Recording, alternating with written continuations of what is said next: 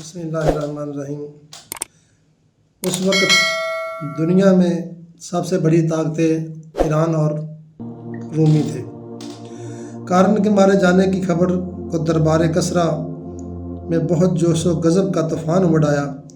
Shah Iran भी बहुत बरहम हुआ। चूँकि ईरानियों ने जंग की तैयारियां पहले ही से कर रखी थी, इसलिए काफ़ी फ़ौजें मौजूद थी। अब शाह कसरा ने एक मशहूर जंगजू और बहादुर सरदार अंदर्ज़गर को भारी जमयत देकर मुसलमानों के मुकाबला में भेजा। शाह कसरा ने चलते वक्त उसे ये हिदायत की कि इस्लामी लश्कर के सिपह सलार हज़रत खालिद बिन वलीद का या तो सर लाना या उसे गिरफ्तार करके हमारे सामने पेश करना। अंदर्ज़गर ने जवाब में अर्ज़ किया, आला हज़रत इत्मीनान रखें, मैं ज़रूर इसे गिरफ्तार करके लाऊंगा। अंदर्ज़गर अपने बेपनाह लश्कर के लेकर रवाना हुआ। अव्वल तो इसके साथ ईरान के दारुल सल्तनत मदैन से ही काफ़ी लश्कर आया था। इसके अलावा वो रास्ता में जिस कदर शहर और किले आते, उनमें से 1/4 लश्कर साथ ले लेता। इससे इसकी जमीयत और भी बढ़ गई। वो मकाम दजला में जाकर मुकीम हुआ। हज़रत खालिद बिन वलीद रज़ी अल्लाह तआला के लश्कर की आमद का हाल इसी वक्त मालूम हो गया था जब वो मदाइन से चला था। अगर हज़रत खालिद बिन वलीद चाहते तो जिस जगह वो मुकीम थे वो ठहर कर ईरानियों के आने का इंतज़ार करते रहते, लेकिन इस बात को वह बुज़दिली और कम हिम्मती समझते थे, इसलिए उन्होंने भी वहाँ से पेशकदमी शुरू की। शाह कसरा ने अंदर्ज़गर की मदद के लिए एक और बहादुर जंगजू सरदार मेहमन जदविया को लश्कर ग्रां देकर भेजा और उन अरब रियासतों को भी जो इसके मतहत बाज़गुज़ार थे और मज़र में साई थे, फरमान सादर किए कि वो ज़्यादा से ज़्यादा फ़ौजें लेकर शाही लश्कर में शामिल होकर मुसलमानों का मुकाबला करें। मेहमन जदविया को हिदायत कर दी कि वो ज़्यादा से ज़्यादा हसाई अरबों को साथ लेकर मुसलमानों का मुकाबला करे और हसाई अरबों को मुसलमानों से लड़ा दे। मेहमन जदविया बड़े तज़क और एहतशाम, शान व शौकत, साजो समान और जाहो जलाल के साथ रवाना हुआ। इस अरसा में हज़रत खालिद बिन वलीद रज़ी अल्लाह तआला मकाम दजला में पहुँचकर अंदर्ज़गर के लश्कर के सामने अपनी फ़ौज लेकर खैमाज़न हो गए। वो इस बात के मुंतज़र थे कि ईरानी मैदान में निकले, लेकिन अंदर्ज़गर मेहमन जदविया के आने का इंतज़ार कर रहा था। अगरचे अंदर्ज़गर के पास मुसलमानों से 4 गुना ज़्यादा लश्कर था, लेकिन इतनी जमीयत के होने के बावजूद भी मैदान में आने की हिम्मत ना हुई। हज़रत खालिद बिन वलीद को भी मालूम हो गया कि मेहमन जदविया की सरकर्दगी में मज़ीद ईरानी लश्कर आ रहा है। ईरानी इस लश्कर के आने के इंतज़ार कर रहे हैं। हज़रत खालिद बिन वलीद ने यह मुनासिब नहीं समझा कि दोनों लश्करों को मिल जाने दें। चनाचे एक रोज़ सुबह की नमाज पढ़ते ही वह अपनी फ़ौज को लेकर मैदान में निकले और लश्कर को तरतीब से सबस्ता करने लगे। अब ईरानियों को भी मैदान में निकलना ज़रूरी हो गया। अंदर्ज़गर भी अपने बेपनाह लश्कर को लेकर मैदान में निकल आया। उसने भी सफ़े मरतब कर ली, लड़ाई पर आमादा हो गया, लेकिन अब भी इसने ये इंतज़ाम किया कि दस्त बदस्त जंग शुरू न हो, दूर ही से लड़ाई होती रहे। चनाचे उसने 5000 तीर अंदाज़ों को आगे बढ़ा दिए और उन्हें तीर अफ़गिनी का हुक्म दे दिया।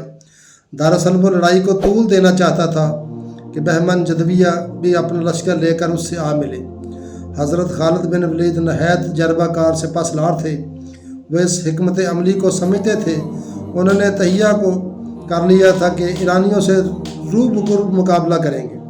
चनाचे उन्होंने 1000 तीर अंदाज़ों को इस तरह मुकर्रर किया कि निसफ़ कल्ब के दाहिने बाजू पर और निसफ़ बाएं बाजू पर मतयन किए और उन्हें हुक्म दिया कि एक साथ तीर बरसाएं।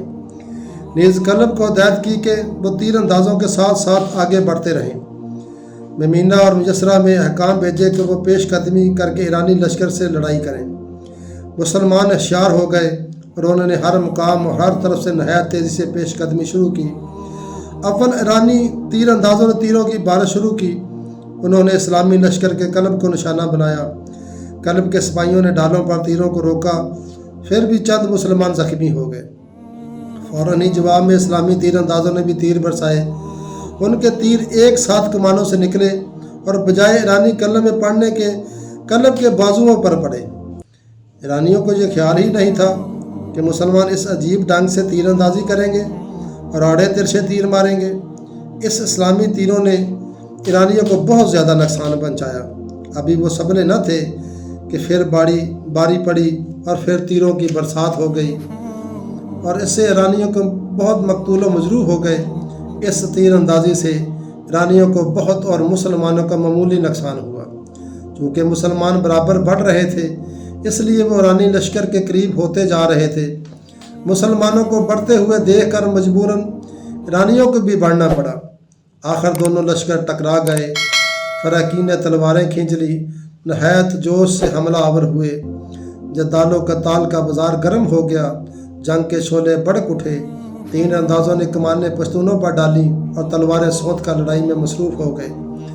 چونکہ مسلمانوں کو بڑا جوش تھا لہٰذا وہ سر ہتھیلیوں پر رکھ کر ایرانی صفوں میں گھس گئے اور ایرانی بہادروں کو قتل کرتے ہوئے ان کی صفوں کو زیر و زبر کرنے لگے۔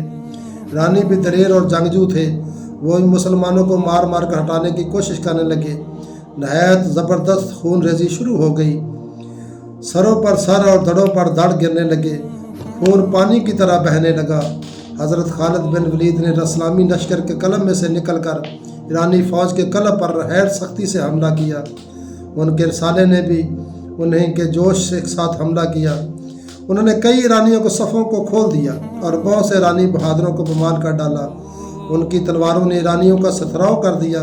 وہ صفوں کو الٹتے، سپاہیوں کو مارتے کاٹتے ہٹاتے اندرزگری کی طرف بڑھے۔ اگرچہ ایرانی قدم قدم انہیں روکنے کی کوشش کر رہے تھے لیکن مسلمان رکنے کے لیے نہ بڑھے تھے۔ وہ مزاحمت کرنے والوں کو قتل کر کے بڑھ جاتے تھے، یہاں تک کہ حضرت خالد بن ولید اندرزگر کے قریب پہنچ گئے۔ مسلمانوں کو اپنے سے اس قدر قریب دیکھ کر اندرزگر گھبرا گیا۔ حضرت خالد نے اسے دعوت جنگ دی لیکن اسے جرت نہیں ہوئی۔ اس نے پیچھے ہٹ کر اپنے رسالہ میں پناہ لینی چاہی۔ حضرت خالد بن ولید نے جھپٹ کر اس پر حملہ کیا اور پہلے ہی حملہ میں اس کا سر اڑا کر رکھ دیا۔ ایرانی اپنے سپہ سالار کے مارے جاتے ہی گھبرا کر بھاگ نکلے۔ مسلمانوں نے دور تک ان کا تعاقب کر کے انہیں زخمی اور قتل کیا جبکہ ہزاروں کو گرفتار کر لیا۔ جب ایرانی بہت دور نکل گئے تب مسلمان واپس لوٹ آئے۔ اب خالد بن ولید نے کچھ مسلمانوں کو شہید و تجزیہ و تفین کی پر، کچھ زخمیوں کی مرہم پٹی پر اور کچھ کو مال غنیمت جمع کرنے پر مقرر کیا۔ چونکہ ایرانی دولت مند تھے اس لیے بہت بڑے ساز و سامان کے ساتھ لڑنے کے لیے آتے تھے اور جب بھاگتے تھے تو لاکھوں روپے کے ملیت کا اسباب چھوڑ کر جاتے تھے اور یہی دولت مسلمانوں کو مال غنیمت میں ملتی تھی۔ یہ وہ بہادر جوان تھے جن کا ذکر میں آپ کو بتا رہا ہوں۔ حضرت خالد بن ولید اور ان کے ساتھ جو مسلمان تھے ان کا ایمان اتنا مضبوط تھا، ان کا عقیدہ اتنا مضبوط تھا اور وہ جہاد کے لیے مٹنے کے لیے اتنے تیار رہتے تھے کہ جنت کی بشارت کے لیے اتنے پرعزم رہتے تھے۔ یہ تھا وہ ایمان جو آج کے مسلمان میں نہیں ہے۔ دعا ہے کہ اللہ تعالی ہمیں بھی اس عظیم جہاد کے لیے تیار رہنے کی ہمت اور توفیق عطا فرمائے۔ وآخر دعوانا الحمدللہ رب العالمین۔